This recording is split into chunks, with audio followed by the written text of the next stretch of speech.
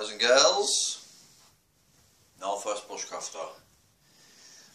Bring you a little video, a bit of a review, a little bit of info. So today we went down, we did phase 2 of the recce in this new spot that we found. We had a cracking time, been down there for quite a few hours, not long got back. We've got the other video sorted, in theory. Tried to keep it as short as we could, little segments put together just to give you an idea of what's going on. That was about 20 minutes, I think that one's doing for. So that one's uploading. While that one's uploading, thought I'd bring you a quick add-on video. Obviously today I've gone out there and I've cooked myself a bit of food. I've also had a brew, had a bit of time, sat down relaxing in the new hammock, and we had a good old look about. And obviously I was only going for a bit of a mooch, and obviously I wanted to try and keep everything as simple as possible and as light as possible, because obviously the less I'm carrying, the less likely I am to be impeded by getting up steep hills and stuff, and there is some steep hills up there. So this is literally just a quick glance over what I actually sort of brought down with me today. The meal that I had was literally just some noodles, chow mein flavour noodles with tuna and chilies and a little bit of tartar sauce, just to kind of add a bit more flavour to it and give it something special, and it did. It was very nice, and obviously this is what we've used today to get it cooked. We've used your standard British Army mess tin, and we've given this little thing a go for the first time, the Warrior compact stove. And I mean, I'll be honest with you, now that I've tested it, I'm amazed at the power of this little thing. It's 3000 watt. It's got these 3 little feet that kind of spring out flat, and that easily mounts your pan, and because they've got the little teeth on them, it's less likely to slip and slide about. The teeth kind of help to kind of get it right where you want it. And literally just this little gas canister here, and you lift that lid off the gas canister and you screw that in there, and I mean that is tiny. I mean, I've seen some small gas stoves even in my time, but that is ridiculously small. It is tiny, and like I say, once you pack it up, you've got a tiny. This is one of the reasons why I've used these 100-gram ones as well. You can get bigger gas, but I've had a good cook with that today, and there's still loads in there. I mean, it pretty much feels near enough full, and that's one of the reasons why I like these. They're tiny. They're literally absolutely tiny. So there you go. That was the first major bit of kit there that we've not used before, and we were testing for the first time. And I'm telling you now, I'm well impressed with that, because that stove is extremely cheap. Webtec's Warrior compact stove. It weighs about 90 grams, and obviously in that little sort of package there, it's perfect. Like, it's not going to get damaged. It's a nice hard plastic case, and like I say, between that and that little gas cylinder, job's a good one. Obviously we used the smaller of the 2 mess tins that we've got, and they actually fit nice and neatly inside there. And then when I bought it, I knew this would pretty much do me for everything. This Sea to Summit titanium long handled spoon, perfect. You can use one end of it as a sort of knife, the other end as a spoon. It's literally bang on.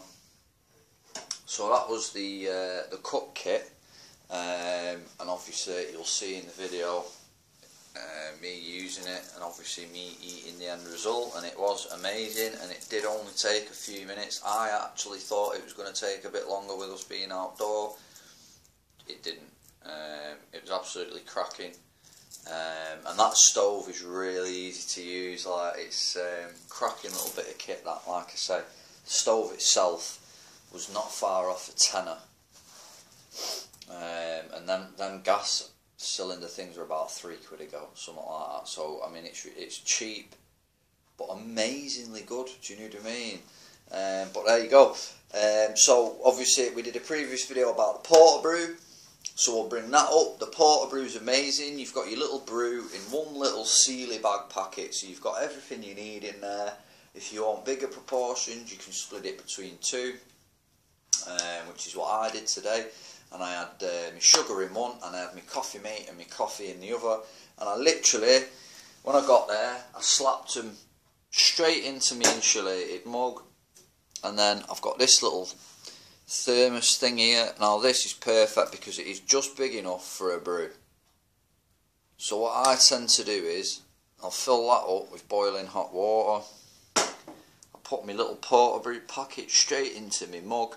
Hot water straight in after it, give it a little stir with my spoon, and that is absolutely it. And while I was cracking on doing what I was doing, I literally just had my mug, because it's got this little lid on it as well, which obviously helps keep the heat in all the more. So I literally had the mug just hung off one of the straps on the side of the hammock, and it was literally just sat there waiting for me to get to whenever I needed it. The next thing was, obviously, with me being outdoors, especially in this weather where it's wet and miserable and horrible, and then obviously when you're talking about cooking as well, the absolute one thing you just can't do without is gloves, especially if you're going up what I've been doing today, steep valley sides, very slippy, very muddy.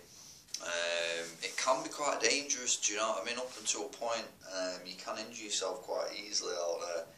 And if you're falling down, the first thing you're going to do is put your hands out. Now obviously in the woods most things are a bit softer, but if you land on a sharp branch or something, that glove could be enough to stop it going right through your hand.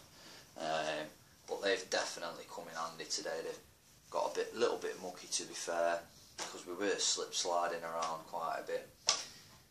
The Black Hawk knee pads, we've mentioned them before. They've been in one of my videos. I see them as essential kit.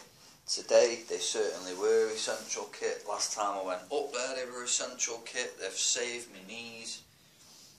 They do actually keep your legs warm as well, funnily enough, because they're kind of right in the middle of them. And they're padded, they're comfy, they keep your knees warm when you're bending down and you're out there, especially when you're cooking, because I had me flat top on the ground with a few branches, and then obviously I had my stove on that, and I was kneeling down, and obviously if I wasn't wearing them I'd be getting wet, and because I was wearing them I didn't get wet. So they're amazing, absolutely amazing bits of kit. Again, they were cheap.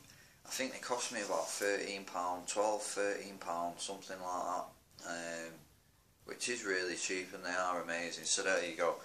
And then the last thing, we had this with us today. This is my ultimate survival knife. It's literally got everything in there. So today we've had that out. We've been using that. We've only really used it for one thing while we were out there today, and that was to acquire ourselves some birch bark. So that's literally the only thing that we've used it for. But like I say, there you go. There's a bit of kit there.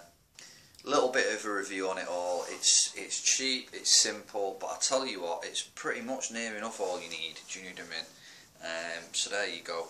That is everything that I brought with me today, barring hello Tiggy.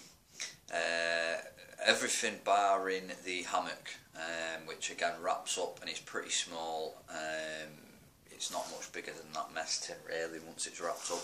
And that's everything, guys. So there you go. A little bit of a review for you. A few bits of decent kit there. And that's pretty much all I needed.